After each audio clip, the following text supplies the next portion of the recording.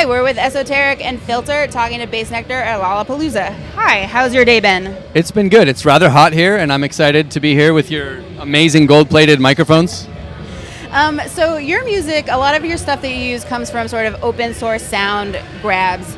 How does that influence your creative process? Open source is a word that I use when I describe my music because it is a very literal term. Like, I am not afraid to or disinterested in sampling movie scores or other people's music or rock bands or hip hop bands or old, soundtracks or sound effects or something that my friend is working on. Sample, whatever it is. It's just fun to take ideas, and I find when you talk about creativity, whatever inspires you the most. So instead of getting inspired by something and then not working on it, I do the opposite of that. Whatever I'm the most hyped on, that's what I gravitate towards. The trailer video for Vava Voom shows a hand on a dial of a radio.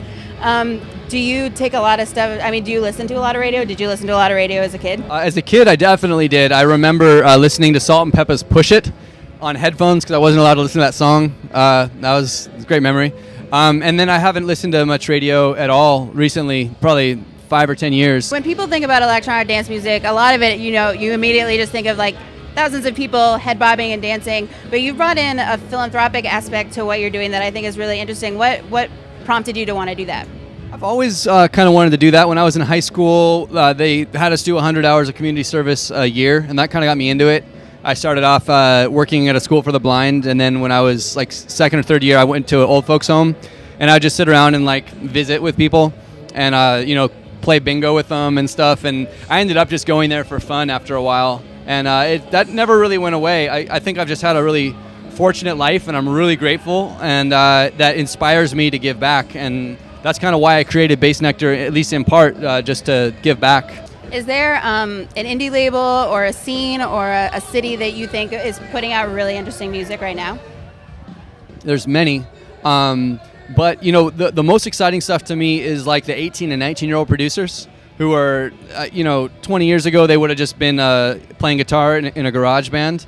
But because with Fruity Loops or Ableton Live or whatever it is, it's all become so quick and easy to make good bass music. So I'm just getting jaw-dropping music from kids who are, still living at their parents' house and haven't gone to college yet. Some kids in high school literally are sending me tracks, and I'm like, how did you do this? But then again, when I was in high school, I was making death metal, and it was kind of the same thing. It was just my sound of the time, and I think it's awesome to be able to have people who are 15 years younger than you giving you music that is blowing your mind. Hello, Filter listeners. This is Bassnectar, holding an amazing microphone and talking to you from Lollapalooza 2012. I'll see you later.